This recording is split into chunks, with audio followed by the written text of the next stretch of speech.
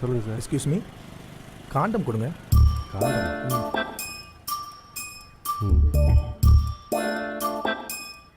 எவ்வளோ எவ்வளோ sir? 50 rupees.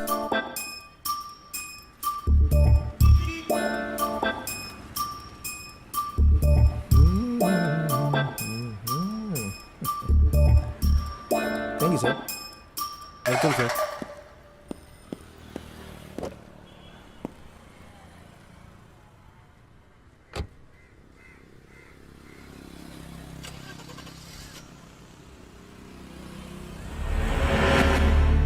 கல்யாணம் ஆகி எந்த ஒரு மனுஷனுக்கும் எதுவுமே நடக்காம மனைவி கூட எப்படி இருக்க முடியும்? ஆனா என் ஐஸ்வர்யாக்காக என் ஆசையை கண்ட்ரோல் பண்ணி அவளுக்கு பாதிப்பு வராத மாதிரி அவகிட்ட சேஃப்டியா நெருங்கினேன்.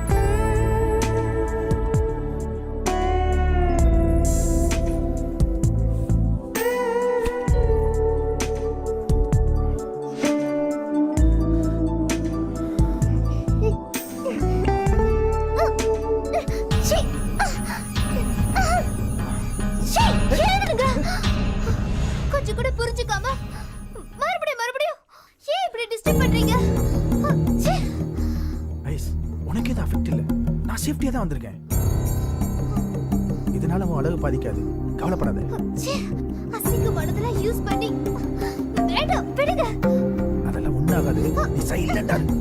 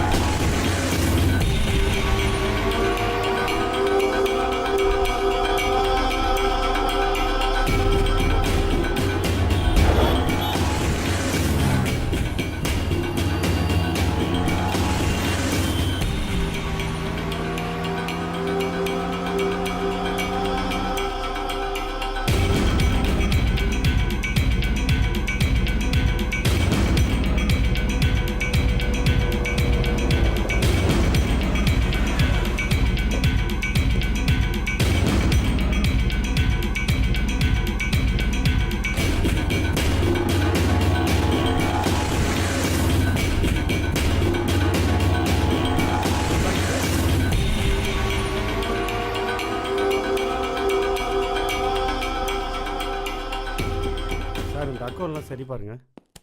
Good morning sir. Good morning. Congrats sir. போய் வேலையை பாரியா. சாரியா எவ்வளோ கோவமா இருக்காரு? எனக்கு என்ன தெரியும் அங்கே என்ன நடந்ததோ. மேடம் எம்டி வந்துட்டார். சரி.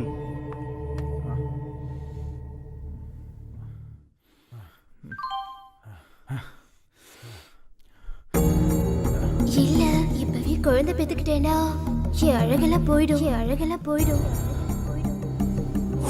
அதெல்லாம் ஒண்ணாகாது, நீ சைலண்டா இரு.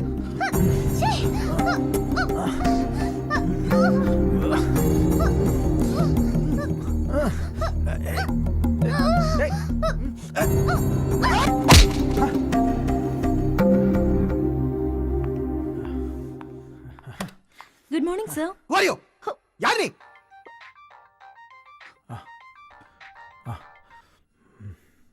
Hello dot.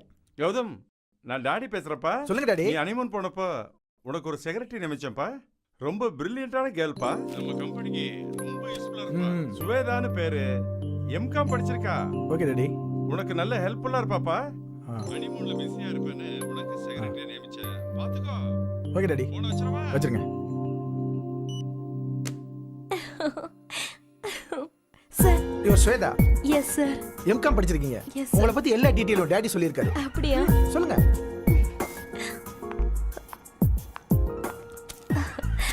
Sir. Sorry sir.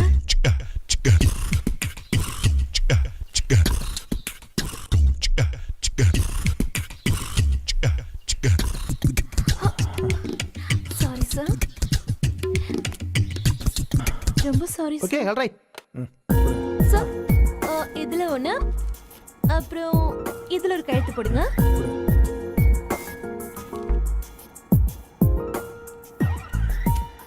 Sir, நீங்க வெளியூர் போனதுக்கு அப்புறம் sales profit 1 crore sir. Wow, நீங்க வந்ததுக்கு அப்புறமா ஒவ்வொரு மனுஷனும் தப்பான சூழ்நிலையில தான் தவறான மனுஷனா மாறுறான். ஆபீஸ்ல டென்ஷனா இருந்தப்போ அன்னைக்கு தான் சுவேதாவை சந்திச்சேன். ஐஸ்வர்யா மேல இருந்த ஆசையெல்லாம் சுவேதா மேல மாறிச்சு.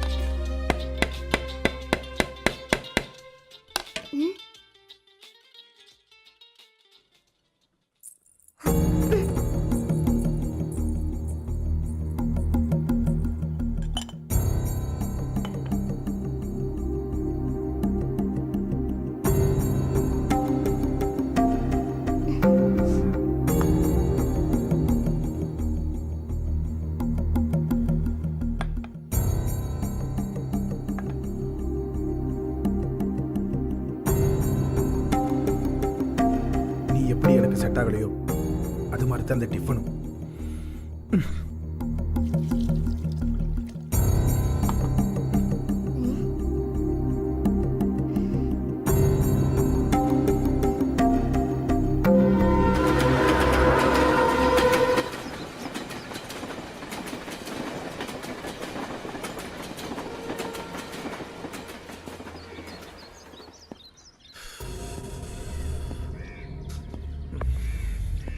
என்னங்க இப்பவே இதெல்லாம் பண்ணணுமா? இல்ல இப்பவே குழந்தை பெத்துக்கிட்டேன்னா என் அழகெல்லாம் போயிடும். அதுவும் இல்லாம நான் ஃபேட்டா வேற ஆயிடுவேன்.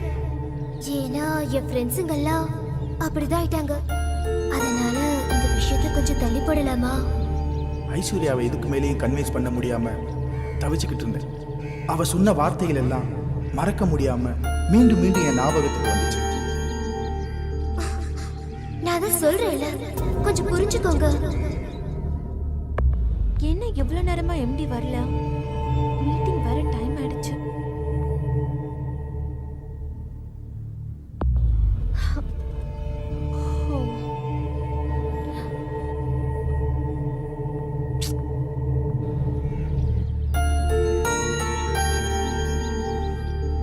Excuse me sir. சார், பாம்பேல இருந்து பிசினஸ் மேன் வந்திருக்காங்க. ஆல்ரெடி 1 மணி நேரம் வெயிட்டிங் சார். சார், இந்த மீட்டிங் சக்சஸ் ஆச்சுன்னா 1 crore profit sir. Meeting cancel பண்ணு. சார், என்ன சார்?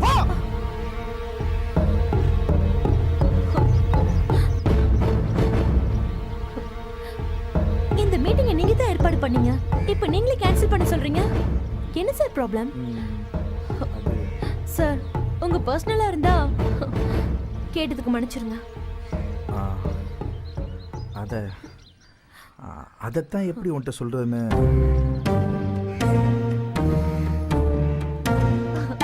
நீங்க நல்ல ஜாலியான கேரக்டர்னு கேள்விப்பட்டேன். ஆனா உங்களை பார்த்தா அப்படி தெரியலையே சார். குழந்தை பெத்தா அழகு குறைஞ்சிருமா? என்ன சார் சொல்றீங்க? உங்ககிட்ட சொல்றதுக்கு என்ன இருக்கு? குழந்தை பெத்தா அழகு போயிடும்னு என் மனைவி சொல்றா. சார், அது அவங்கவுங்க மனநிலையை பொறுத்தது.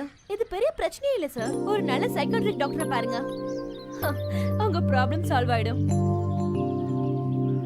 ஒரு பொண்ணோட மனசு இன்னொரு பொண்ணுக்கு தான் தெரியும்னு சொல்லுவாங்க.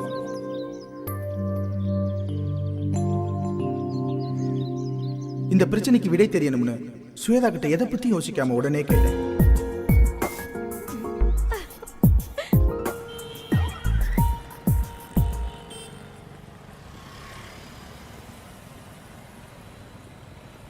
ஐஸ்வர்யா போய் உட்காரு.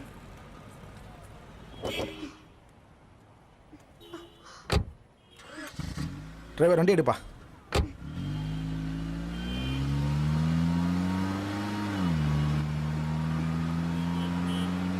வா கௌதம், எப்படி இருக்க?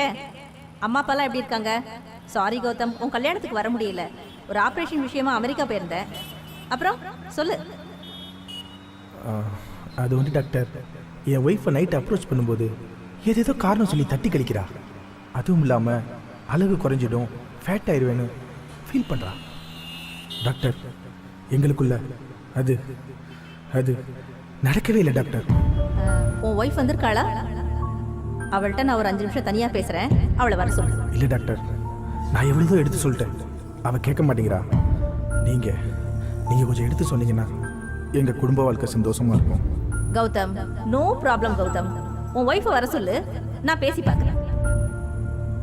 ஹலோ ஐஸ்வர்யா, எப்படி இருக்க? நல்லா இருக்கேன். உட்காரு. நான் யார் தெரியுதா? கௌதமோட ஃபேமிலி டாக்டர். என்ன ப்ராப்ளம் உனக்கு? எதுவாக இருந்தாலும் தயங்காமல் என்கிட்ட சொல்லு, நான் கிளியர் பண்ணுறேன். என்ன ஐஸ்வர்யா, ஏன் ஃபீல் பண்ணுற? உனக்கு ஏன் கௌதமோட ஒத்து போக மாட்டேங்குது? அவன் ஒன்றும் அப்படி முரட்டு பையன்லாம் இல்லையே. இல்லை டாக்டர், எனக்கு பிடிக்காத கல்யாணத்தை பண்ணி வச்சு என் வாழ்க்கையை சீரழிச்சிட்டாங்க. எனக்கு கௌதம சுத்தமா பிடிக்கல. பிடிக்காத ஆள் கூட எப்படி டாக்டர் வாழ முடியும்? நான் அவர்கிட்ட இருந்து விலகதான் ஆசைப்படுறேன். அவர் கூட வாழ ஆசைப்படல டாக்டர். அவருக்கு அவர் வாழ்க்கை முக்கியம், எனக்கு ஏன் வாழ்க்கை முக்கியம். எங்க 2 பேருக்கும் நடுவுல இருக்கிறது இந்த தாலி மட்டும்தான். இந்த தாலி விலகணும் தான் நான் ஆசைப்படுறேன் டாக்டர். வாட் நான்சென்ஸ், என்ன பேசுற? இடியட் மாதிரி பேசுற. ஒரு பொண்ணுக்கு கழுத்துல தாலி ஏறிச்சுன்னா அது ஒரு தடவை தான். நீ புரிஞ்சுதான் பேசுறியா இல்ல புரியாம பேசுறியா? இல்ல டாக்டர், நான் முடிவு எடுத்ததுதான்.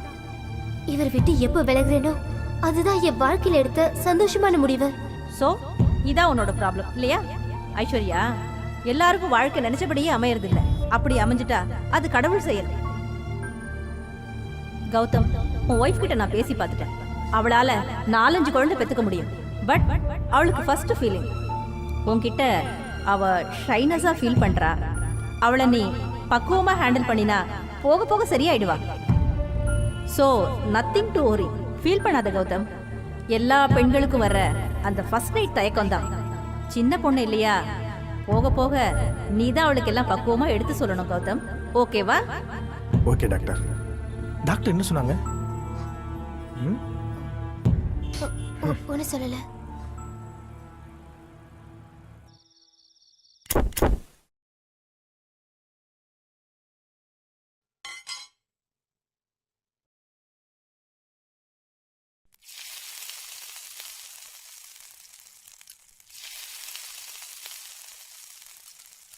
ஹாய் ஐஸ், என்ன இன்னைக்கு சப்பாத்தியா? சாஃப்டா இருக்கு. குட்.